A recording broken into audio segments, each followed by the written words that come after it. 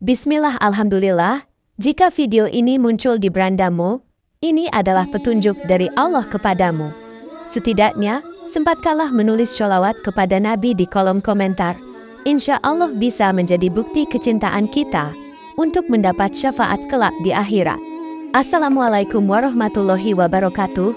Puji syukur kita panjatkan kehadirat Allah atas karunia-Nya, dan sholawat senantiasa selalu tercurah kepada Nabi junjungan kita.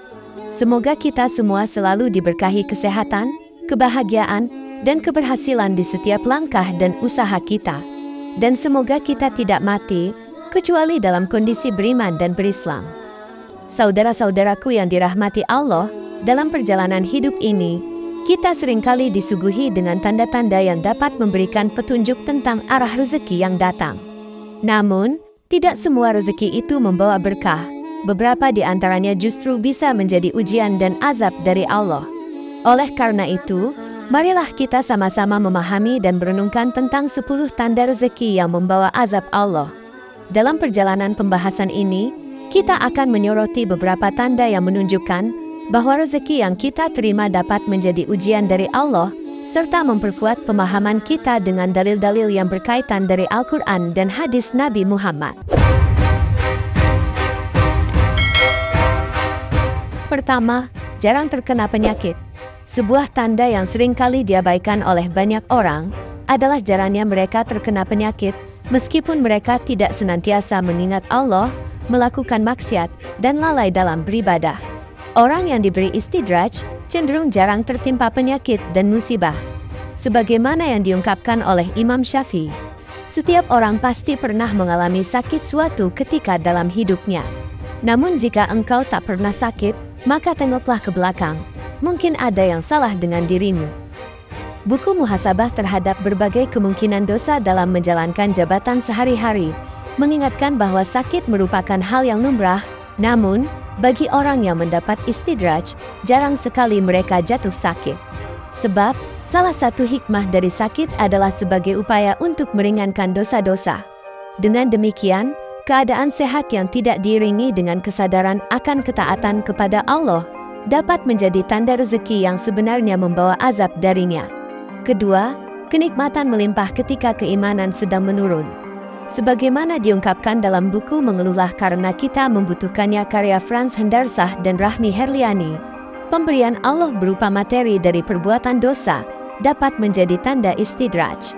Allah dalam surat Al-An'am ayat 44 menyatakan, "Maka ketika mereka melupakan peringatan yang telah diberikan kepada mereka, kami pun membukakan semua pintu kesenangan untuk mereka. Sehingga ketika mereka bergembira dengan apa yang telah diberikan kepada mereka, kami siksa mereka secara tiba-tiba. Maka ketika itu mereka terdiam putus asa." Rezeki yang diperoleh juga disertai dengan tanggung jawab. Semakin kita mengabaikan ibadah dan perintah Allah, semakin berat dosa yang kita tanggung. Oleh karena itu, ketika mendapati kenikmatan melimpah dalam kondisi keimanan yang sedang menurun, hendaklah kita lebih berhati-hati, karena itu bisa menjadi tanda rezeki yang membawa azab Allah. Ketiga, harta terus melimpah padahal kikir. Salah satu tanda istidraj yang penting untuk diperhatikan adalah ketika seseorang terus-menerus diberi limpahan harta meskipun dia bersikap kikir.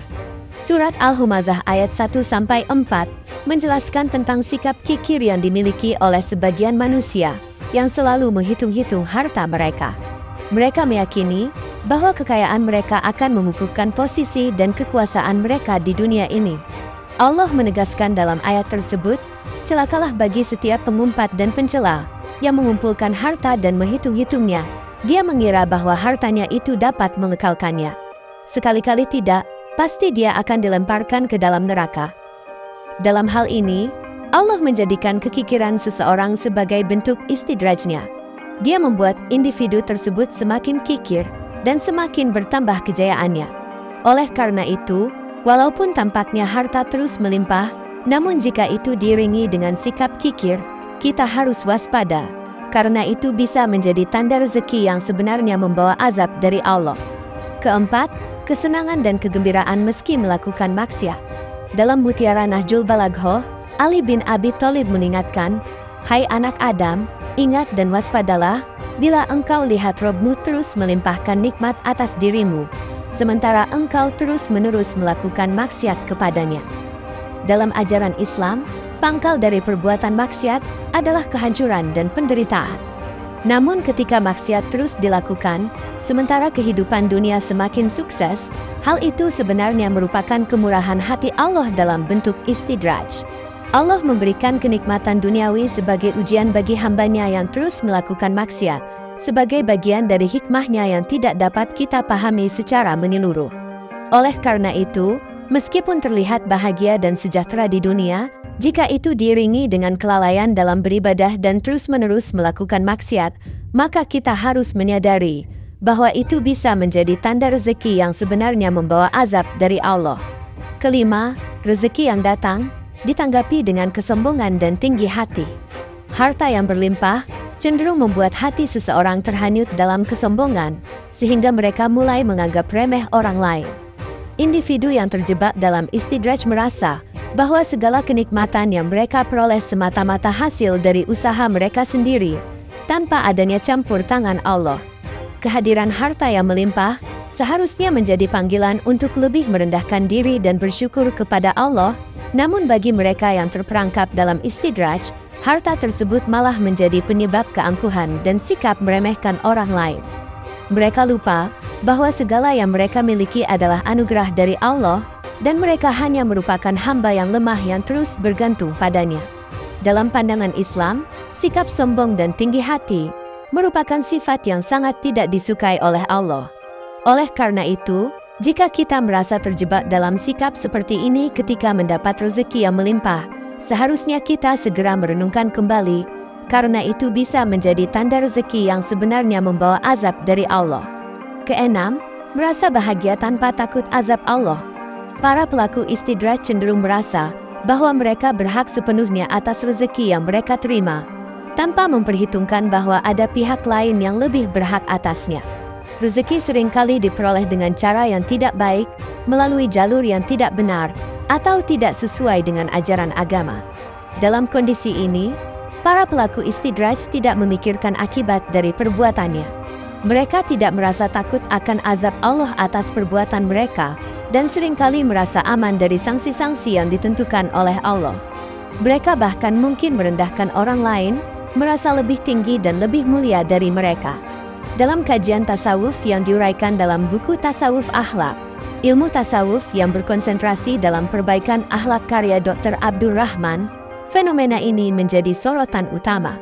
Hal ini menggarisbawahi pentingnya kehati-hatian dalam memandang rezeki yang diperoleh, serta perlunya selalu merenungkan dan merasa bertanggung jawab atas setiap nikmat yang diberikan oleh Allah. Ketujuh, kualitas dan frekuensi ibadah turun, tapi rezeki selalu lancar. Seorang hamba yang mengalami penurunan kualitas dan frekuensi ibadahnya seharusnya mendapat teguran dari Allah. Namun yang terjadi pada pelaku istidraj justru sebaliknya. Rezeki mereka tetap lancar, bahkan mungkin semakin meningkat, meskipun kualitas dan kuantitas ibadah mereka menurun. Perlu dicatat bahwa rezeki tidak hanya diukur dari segi material saja, tetapi juga meliputi hal-hal non-materi seperti kesehatan tubuh, kedamaian hati, dan perlindungan dari kecelakaan. Pelaku istidraj cenderung tidak menyadari bahwa mereka sedang diuji oleh Allah. Mereka mungkin terlena dengan kelancaran rezeki yang mereka terima, sehingga lalai dalam memperbaiki kualitas dan intensitas ibadah mereka. Dalam situasi seperti ini, penting bagi setiap hamba untuk selalu mengintrospeksi diri dan mengevaluasi hubungan mereka dengan Allah. Jika rezeki terus mengalir meskipun ibadah menurun, hal itu seharusnya memicu kekhawatiran dan memperdalam refleksi spiritual. Karena bisa jadi, itu adalah tanda rezeki yang sebenarnya membawa azab dari Allah dan kesempatan untuk bertobat dan kembali kepadanya. Kedelapan, kebahagiaan sementara dari kemewahan yang melalaikan. Kemewahan seringkali dipandang sebagai buah dari keberuntungan atau hasil dari kerja keras seseorang. Namun dalam konteks istidraj, kemewahan tersebut bisa menjadi azab terselubung. Orang-orang yang hidup dalam kemewahan cenderung melupakan Allah dan terlena dengan kesenangan sementara yang diberikan dunia ini. Buku Jebakan Kekayaan, Pemeriksaan Spiritual menjelaskan bahwa ketika kemewahan menjadi alasan untuk melalaikan kewajiban spiritual, ini adalah tanda Allah membiarkan seseorang dalam kesesatan mereka. Dalam pandangan agama, kehidupan yang dipenuhi dengan kemewahan seharusnya memicu rasa syukur kepada Allah. Namun jika kemewahan tersebut mengakibatkan seseorang melupakan kewajiban spiritualnya, itu adalah tanda bahwa Allah sedang menguji hambanya. Mereka terlena dengan kenikmatan duniawi yang sementara, sehingga melupakan persiapan untuk kehidupan akhirat yang abadi. Oleh karena itu, penting bagi setiap individu yang diberikan kemewahan dalam hidupnya untuk senantiasa merenungkan hakikat rezeki tersebut. Kesembilan, peningkatan status sosial yang menyesatkan. Sebagian orang yang mengalami istidraj mungkin akan menemukan bahwa status sosial mereka meningkat secara dramatis. Mereka mungkin menjadi terkenal, dipuji, dan dihormati oleh banyak orang, namun hal ini bisa jadi karena mereka telah melangkah lebih jauh dari prinsip-prinsip Islam yang sejati. Dalam artikel Perspektif Islam tentang panjat sosial, ditekankan bahwa peningkatan ini bisa menjadi fitnah yang menggoda mereka untuk melupakan Allah dan kewajiban mereka.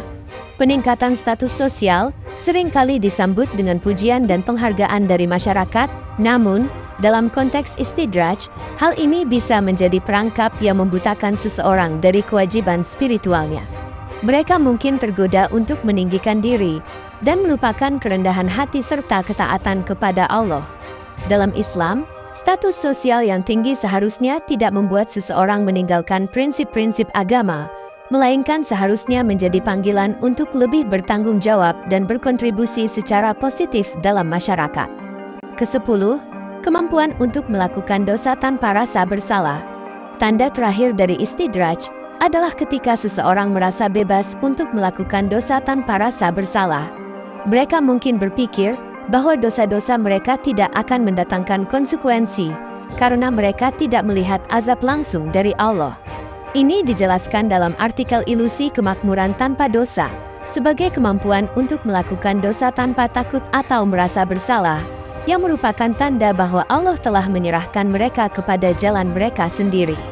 Kebebasan untuk melakukan dosa tanpa rasa bersalah adalah tanda yang sangat berbahaya.